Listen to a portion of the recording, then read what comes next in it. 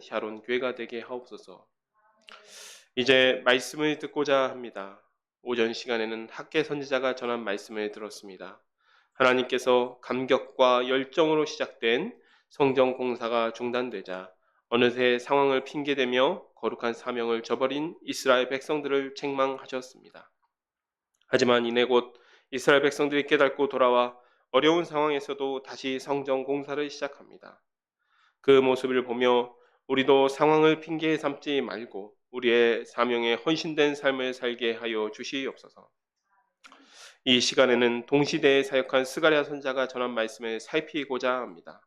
마음의 문을 열고 젊은 선지자를 통하여 전하는 말씀을 듣게 하시고 위로하시며 격려하시는 하나님의 마음을 깨닫고 저희가 지치지 않고 살아가게 하옵소서. 언제나 저희의 삶 가운데 동행하여 주시는 하나님의 은혜와 사랑에 감사드리오며 예수님의 이름으로 기도합니다. 아멘.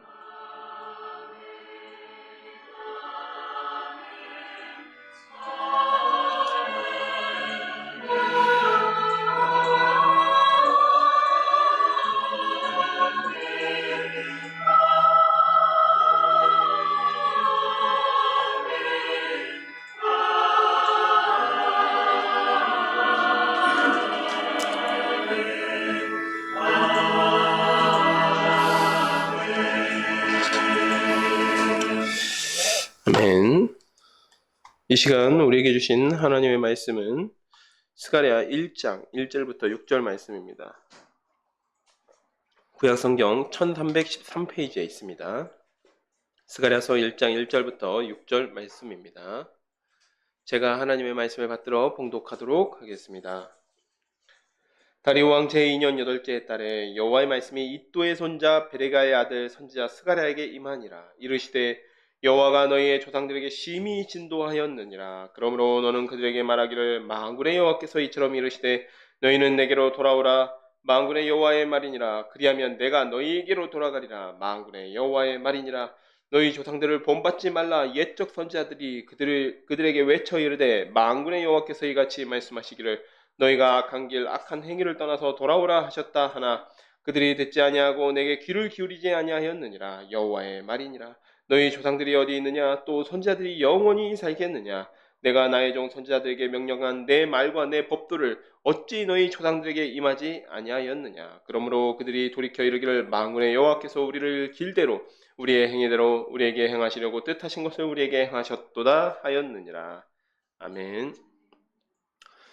저희가 오전 시간에는 학계서를 살펴보았죠. 이스라엘 민족의 원로라고 할 수 있는 그 학계 선지자는 성전 재건이라는 사명을 내팽겨 쳐버리고 현실에 안주한 이스라엘 백성들을 책망합니다. 그리고 성전을 재건할 것을 독려합니다. 이스라엘 백성들이 성전 재건을 멈추게 된 것은 이스라엘 이방인들의 방해로 말미암아서 페르시아 제국에 공식적인 중지 명령을 내려서입니다. 그러나 16년간 방치된 성전은 이제 이스라엘 백성에게 다시 부담으로 다가왔습니다. 감격과 열정으로 시작된 일이지만 현실의 장벽에 부딪히면서 자기의 안위를 먼저 생각하게 된 것이죠. 돈도 다 자기들 집 짓는 데 써버리고 그 다음에 예루살렘 성을 복원하는 데 써버렸습니다. 그러나 이제는 성전의 초라함이 이스라엘 백성들에게는 자괴감이 또 들게 한 것입니다. 열심히 마음을 새롭게 다잡고 성전을 짓긴 하였지만 모든 재물도 다 써버리고 기술자도 없고 자기들 손으로 올리는 성전이 너무 초라했던 것이죠. 특히 솔로몬 성전을 경험한 사람들에게는 레바논의 백향목이 아닌 산에 올라가서 그냥 눈에 띄는 나무를 벤 것으로 그 목재로 지은 성전은 너무나 부끄러운 또 자괴감이 들게 하는 것이었습니다. 하나님께서는 그런데 오히려 그런 이스라엘 백성들을 위로하시고 또 격려하십니다. 이 성전의 이전 영광이 나중 영광보다 더 크겠다라고 말씀하시죠. 겉으로 보이는 화려함이 아니라 하나님의 말씀, 하나님의 그 명령에 순종함으로 지어진 성전이기 때문입니다. 또 이스라엘 백성들의 힘이 충분히 넉넉할 때, 이스라엘 백성에게 그 재물이 넉넉할 때 지어진 성전이 아니라 그들이 없는 중에도 힘이 연약한 중에도 지은 성전이기 때문에 그렇습니다. 또 궁극적으로는 예수 그리스도께서 그 성전 가운데 영광으로 임하실 것이기 때문이었습니다. 이렇게 학계 선지자는 다리오 왕 2년 6월부터 9월까지 그러니까 한 3개월 정도죠. 3개월이고 6, 7, 8, 9니까 4개월, 3, 4개월 정도 사역을 합니다. 굉장히 짧게 사역하신 거죠. 그런데 그와 동시에 좀 더 젊은 선지자, 좀 더가 아니라 상당히 젊은 선지자였던 스가랴 선지자는 같은 계시의 말씀을 듣고 예언을 시작합니다. 이 소년 선지자라고도 불렸던 이 스가랴의 이야기를 함께 살펴보도록 하겠습니다. 스가랴서 1장 1절부터 6절 방금 읽기 때문에 따로 읽지는 않겠습니다. 다리오 왕 2년 8월 이또의 손자 베레가의 아들 스가랴에게 말씀이 임하였다라고 말씀하고 있습니다. 자, 보면 이 학계 선지자에게 마지막 예언이 임했던 게 9월이었죠. 9월 24일이었습니다. 그렇기 때문에 학계 선자가 7월 그러니까 초막절 마지막 날 예언하고 그 다음에 9월 24일 예언한 그 사이에 스가랴 선자에게 처음으로 계시의 말씀이 임한 것이었습니다. 이 스가랴 선지자 같은 경우에는 그래도 학계 선지자보다는 조금 더 비교적 자기 이야기가 스가랴 선지자에 대한 이야기가 조금 남아 있습니다. 먼저 이 스가랴가 자기 스스로를 뭐라고 이야기하냐면 이또의 손자 베레기야의 아들 스가랴다 이렇게 이야기하고 있습니다. 근데 이 이또라는 사람이 우리가 정확하게는 알지 못하지만 1차 포로 귀환 때 돌아온 제사장들의 명단 중에 있으신 분입니다. 그러니까 이 스가랴 선자는 자연스럽게 제사장 가문의 젊은 제사장이었죠. 제사장 가문에 있는 젊은 제사장인데 그가 선지자로서의 사명을 받은 것이고 그 다음에 이또의 손자라고 했으니까 이 이또라는 사람이 포로 귀환할 때 함께했던 그 제사장이었기 때문에 이 스가랴 선지자는 자연스럽게 이제 아마도 바벨론 태생이었을 가능성이 매우 높습니다. 바벨론 태생이었을 가능성이 매우 높고 그 다음에 학계 선지자에 비교해 보면 그 나이를 보면 학계 선지자의 손자뻘 혹은 증손자뻘 이제 왜냐면 그때 당시에는 조금 결혼을 제 과거 한번 말씀드린 적이 있는데 한 남자 같은 경우에는 한 15살 정도면 보통 결혼을 했거든요. 예, 남자나 여자나 한 15살, 14살 정도 결혼하고 그 뭐 한 이듬해 한 2, 3년 있다가 이제 첫 번째 출산을 하고 이랬기 때문에 경우에 따라서는 뭐 손자 혹은 증손자뻘 정도 된다고 볼 수 있을 것 같습니다. 그리고 이 이름, 이 스가랴라는 이름의 뜻이 뭐냐면 자카르라고 하는 히브리어 동사가 있습니다. 자카르라고 하는 동사에서 나온 이름입니다. 자카르라고 하는 동사가 기억하다라는 이런 의미인데 츠카랴 후 하면 제카랴 후 하면 이게 하나님께서 여호와께서 기억하신다라고 하는 의미가 있는 분입니다. 그런 이름의 의미가 그런 뜻입니다. 네. 그런데 여기 보면요, 학계 선자는 민족의 원로였어요. 민족의 원로였기 때문에 또 굉장히 어른이시기 때문에 이스라엘 백성을 책망해도 이스라엘 백성이 어르신이 하시는 말씀이니까 하고 겸손하게 그 책망을 받아들일 수 있는데 스가랴 선지자는 상당히 젊은 사람이거든요. 근데 젊은 사람이 함부로 책망하다가는 오히려 좀 어려움을 맞을 수 있겠죠. 그러다 보니까 스가랴 선지자는 기본적으로 이 이스라엘 민족들 어려운 가운데서 성전을 재건하는 이스라엘 백성들에게 격려하고 위로하고 그 다음에 축복해주고 이런 메시지를 주로 전하게 하십니다. 이 스가랴를 통해서 전하시는 하나님의 일성이 뭐냐? 하나님께서 처음으로 전하시는 말씀이 너희는 너희 조상들에게 심히 진노하였었느니라. 내게로 돌아오라. 그리하면 내가 너희에게 돌아가리라 라고 말씀하십니다. 지금 이 거의 모든 선지서의 굉장히 핵심적인 메시지입니다. 그런데 학계 선지자나 다른 선지자들과 비교해보면 약간 말씀의 뉘앙스가 달라요. 그 다를 뿐만 아니라 사실 뒷부분을 계속 읽어가다 보면 이분 상당히 호의적으로 하신 말씀이구나 라는 것을 알 수가 있습니다. 하나님께서 돌아오라고 하시면서 너희들 지금 성전공사도 하지 않고 뭐 하는 짓이야 라고 하면서 빨리 나에게 돌아오라 라고 이야기하면 책망하는 내용이겠죠. 근데 그것이 아니라 지금 이스라엘 백성들이 성전 어려운 중에서도 돈도 없는데 또 자기들 손으로 성전 공사를 다시 시작했습니다. 그러면서 너희는 나에게 돌아오라. 그렇게 이야기하시는 것이죠. 정확하게는 너희 조상들이 나에게 돌아오지 않아서 그 행위대로 보응받은 바를 받지. 그러니까 너희는 나에게 돌아오거라.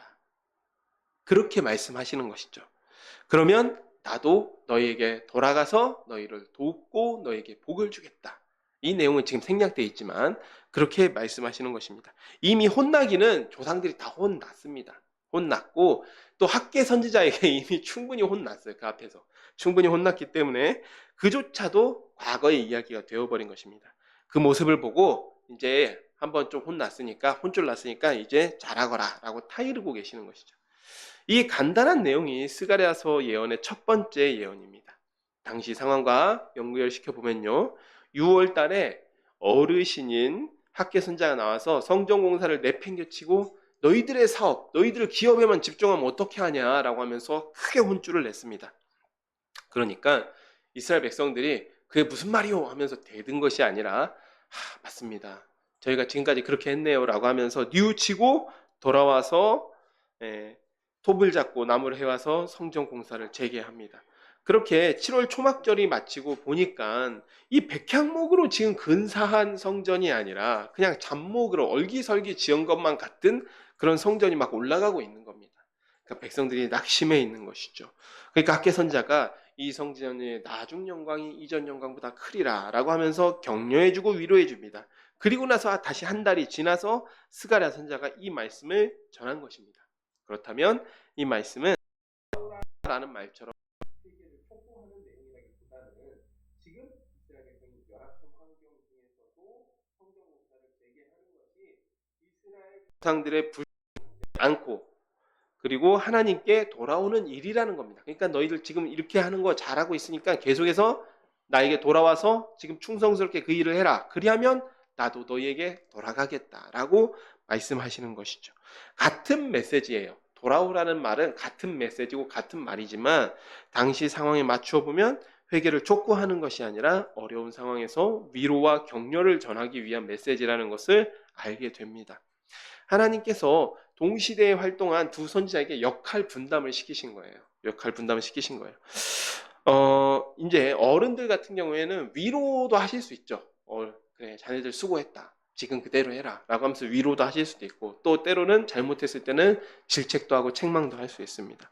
하지만 젊은 사람들 같은 경우에는 사실 질책하는 역할보다는 조금 더 에너지가 넘치게 활력을 불어넣어주고, 북돋아주고, 그다음에 기운이 넘치게 해주는 역할이 조금 더 어울리는 것이죠. 그래서 하나님께서 학개 선지자에게는 책망도 하고 위로도 하는 역할을 주신 것이고 스가랴 선지자에게는 이스라엘 백성이 낙심하지 않도록 계속해서 또 사명을 감당하도록 격려하는 역할을 감당하게 하신 것입니다. 다음에 두 번째 예언을 보도록 하겠습니다. 7절부터 있는데 여기서부터는 스가랴 선지자가 환상을 보게 됩니다. 환상을 보게 되는데 스가랴 선지자가 환상을 보면서 항상 하나님께 여쭤봅니다. 주님, 도대체 이게 무슨 말씀, 이게 무슨 의미입니까? 라고 여쭤보기도 하고, 아니면 하나님께서 좀 염려가 되셨나봐요. 미리 물어보시기도 합니다. 너 이게 무슨 말인지 깨닫겠니? 라고 물어보시기도 합니다. 그렇기 때문에 우리가 하나님께서 설명해 주신 내용을 그대로 따라가면 됩니다. 굳이 부연해서 무언가를 더 해석하기보다는 따라가면서 하나님의 설명을 듣도록 하겠습니다. 다리오 왕 제2년 11째 달 곧 스바롤 24일에 이또의 손자 베레기야의 아들 선지자 스가랴에게 여호와의 말씀이 임하니라.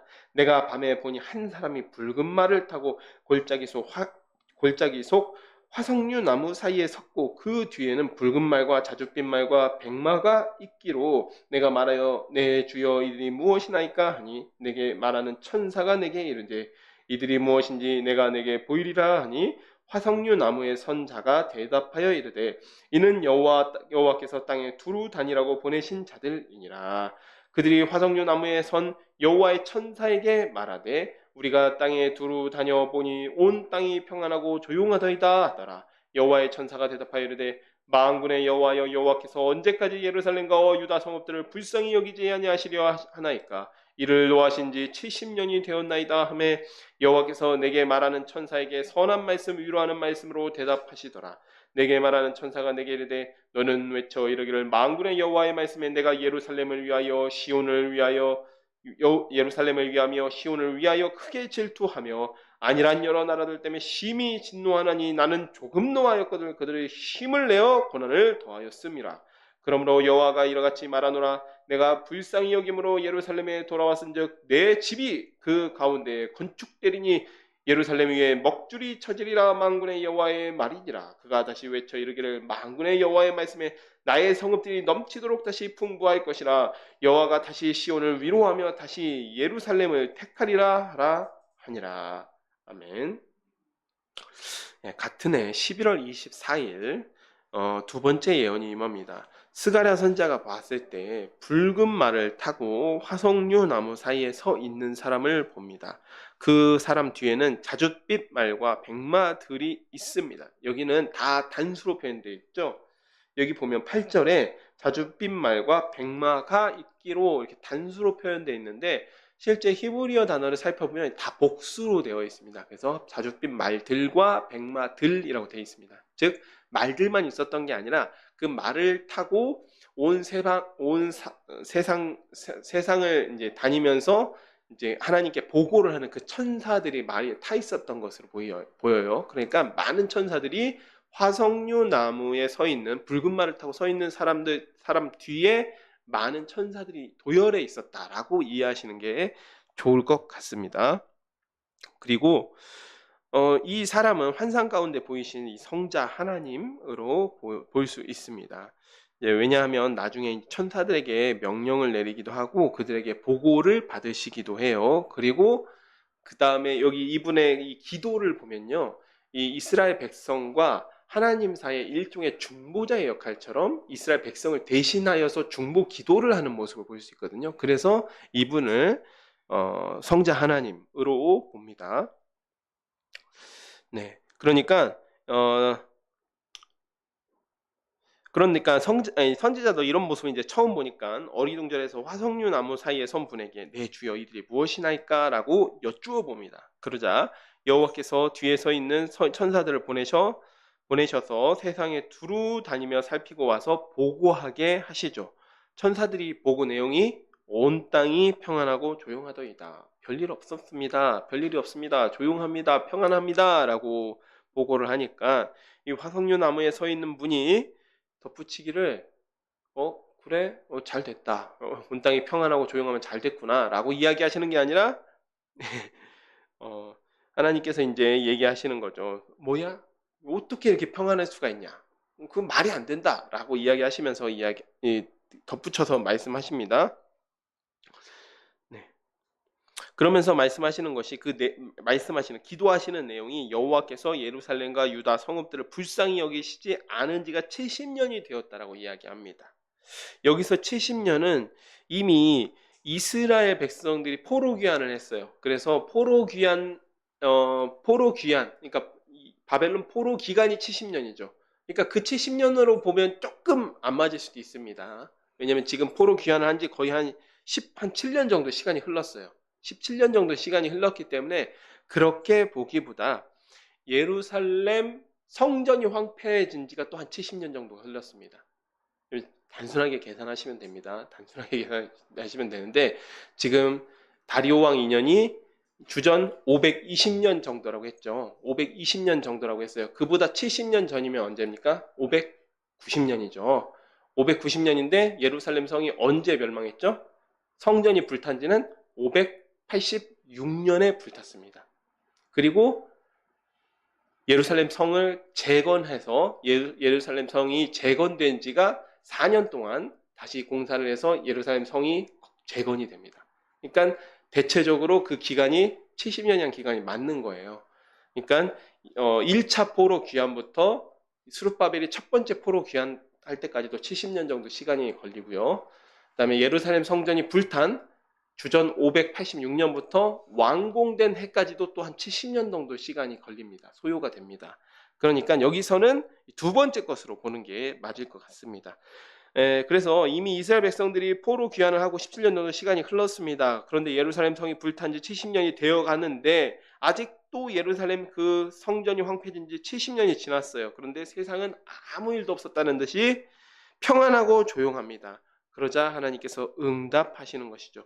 11절을 보면요. 화석류 나무에 서 있는 사람을 하나님의 천사라고 번역했는데 이 번역은 사실은 조금 맞지 않는 것으로 보여요. 왜냐하면 천사라는 단어를 보통 쓸 때 말라크라는 단어를 쓰거든요.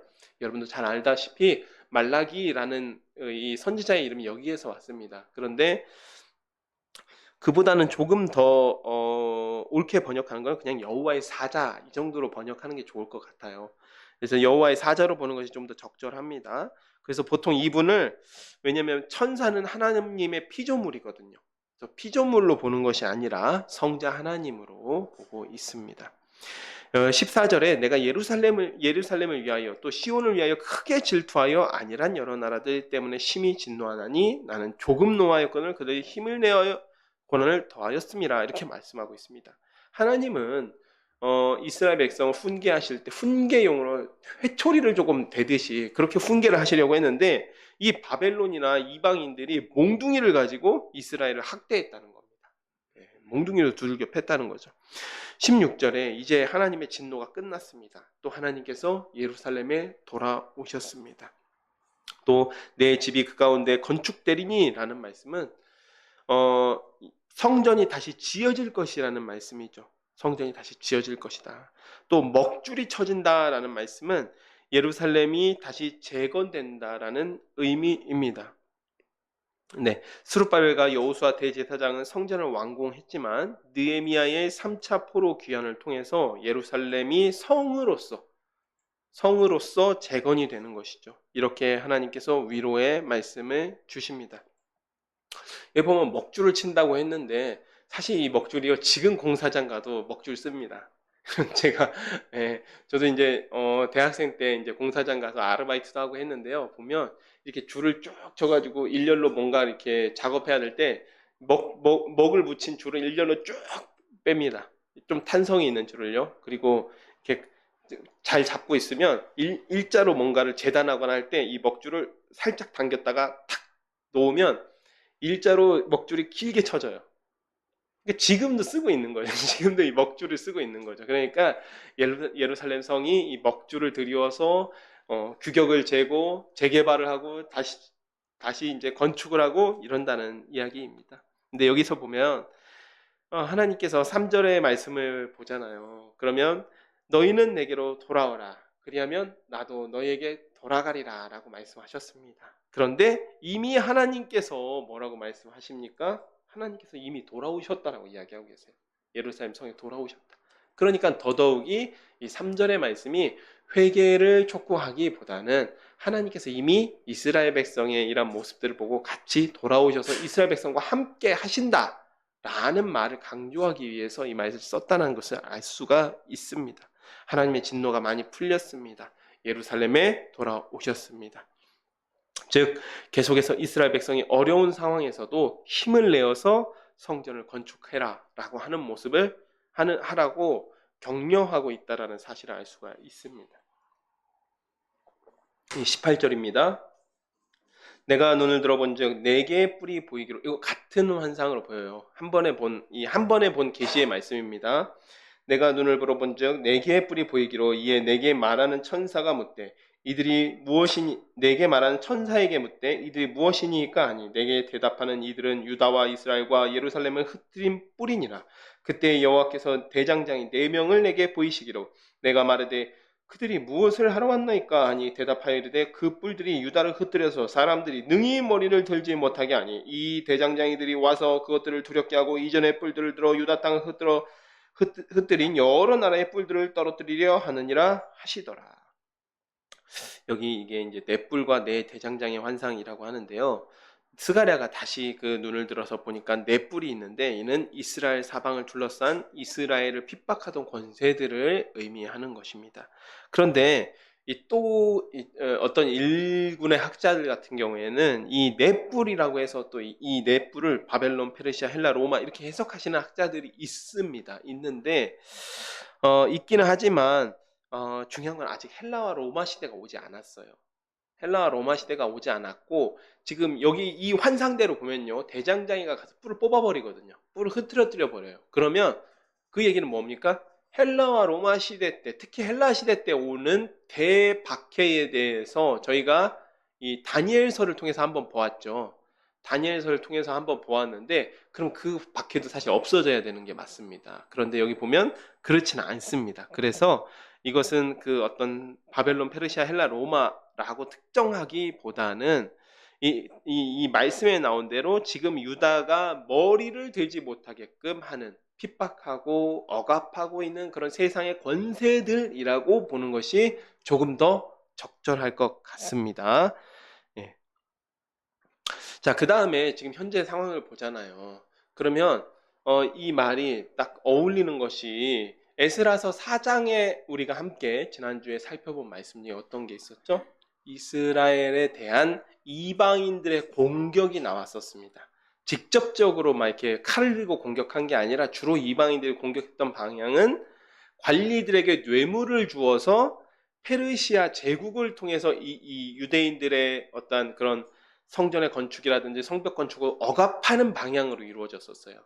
즉 그러니까 그런 것들도 생각해 볼 수 있다라는 겁니다. 그래서 하나님께서 그것들을 다 걷어내시자 성전이 다시 건축하게 된 것이고, 다리오 왕에게 다시 성전을 재건하라라는 명령이 떨어지게 된 것이죠.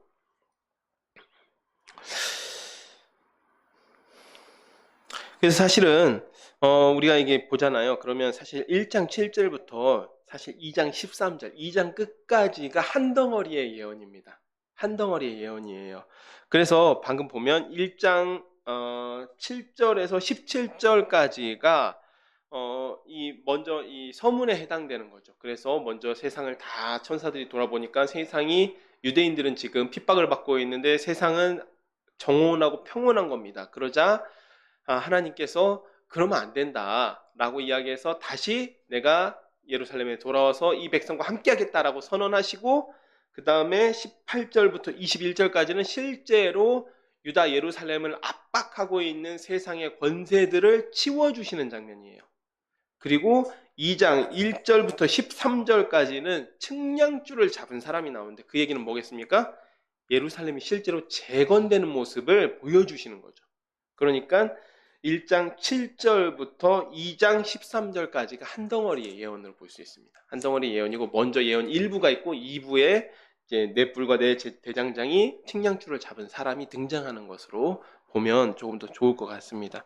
일단 오늘은 여기까지 보고 여기까지 이 예언을 보도록 하고, 2장은 다음 주에 다시 살펴보도록 하겠습니다. 사랑하는 여러분, 여기까지 스가랴서 1장을 살펴보았습니다. 스룹바벨 총독, 여호수아 대제사장, 학계 선지자와 같은 시대를 살았던 스가랴는 그 중에서 가장 어리고 경험도 적은 선지자였습니다. 그는 비록 학계 선지자처럼 민족의 잘못을 지적하고 책망하지는 않았지만, 그들이 돌이켜서 올바른 길을 가고자 할 때에 응원하고 격려하는 메시지를 남깁니다. 하나님께서 계시의 말씀을 전하시며 너희가 돌아오면 내가 돌아가리라 라고 시작하지만, 이어지는 말씀 가운데 이미 이스라엘 민족 가운데로 돌아오셔서 새 일을 행하고 계심을 우리가 알 수가 있지요. 이것이 하나님의 방식인 것 같습니다. 우리의 믿음은 우리의 믿음은 참 기드온 같을 때가 많은 것 같습니다. 기드온 같을 때가 많아요. 뭔가 일을 하나님께서 명령하셨을 때 곧바로 하기보다, 하나님 저에게 뭔가 좀 증거를 보여주십시오 라고 이야기한다든지, 하나님 저에게 능력을 먼저 주십시오 라고 구한다든지, 하나님 저에게 물질을 좀 부어주십시오 라고 구한다든지, 이렇게 기드온 같은 믿음을 보일 때가 많이 있습니다. 물론 기드온의 믿음 대단합니다. 징조를 구하고 하나님이 보여주시는 능력을 주실 때까지 기다리는 경우, 그 믿음이 작다고 볼 수는 없죠. 능력하지만 이게 좀 지나치다 보면 능력을 주시면 주의 일을 하겠다라고 고집을 부릴 때가 있다라는 것이죠. 그러나 학계 선지자와 스가랴 선지자를 통해서 알 수 있는 사실은, 어쩌면 그런 태도가 우리에게 주어진 그 사명을 좀 면하고자 하는 그런 변명일 때가 많다라는 것입니다. 하나님은 그의 백성에게 먼저 주의 일을 행할 것을 명령하셨습니다. 상황과 환경이 허락되지 않음에도 먼저 주님의 일을 시작하면 하나님께서 감당할 수 있는 힘과 믿음을 주십니다.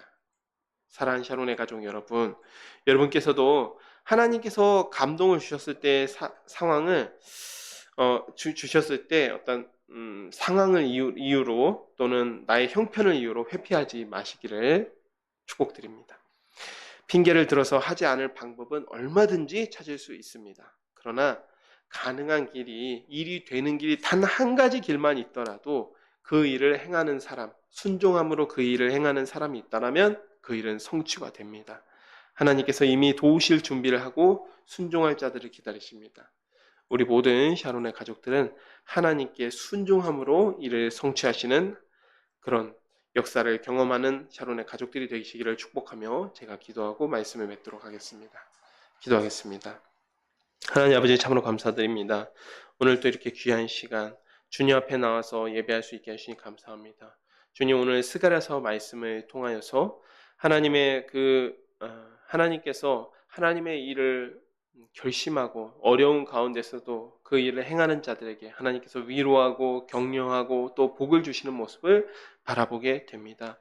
주님, 우리가 하나님께서 우리에게 사명을 주셨을 때 늘 하나님께 뭔가를 먼저 구하고 또 주저할 때가 많은 것 같습니다. 주님, 그러나 그러한 신앙을 이제는 버리게 하여 주시고 어려운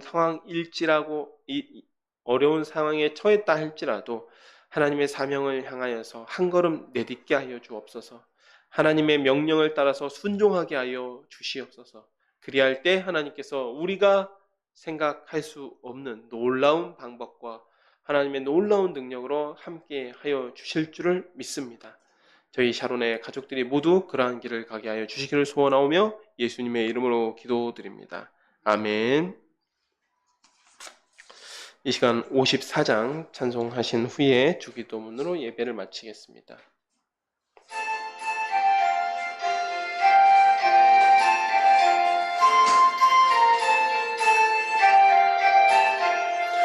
주여 복을 구하오니 편히 가게 하시고 사람마다 주내로 이기도록 하시고 광야 같은 세상에서 항상 인도하소서. 주의 복된 말씀 듣고 무한 감사합니다. 구원받은 주의 성도 열매 맺게 하시며 하나님이 우리 함께 항상 계시옵소서. 아멘. 하늘에 계신 우리 아버지여, 이름이 거룩히 여김을 받으시오며 나라가 임하시오며 뜻이 하늘에서 이루어진 것 같이 땅에서도 이루어지이다. 오늘 우리에게 일용할 양식을 주시옵고 우리가 우리에게 죄 지은 자를 사하여 준 것 같이 우리의 죄를 사하여 주시옵고 우리를 시험에 들게 하지 마시옵고 다만 악에서 구하시옵소서. 나라와 권세와 영광이 아버지께 영원히 있사옵나이다. 아멘.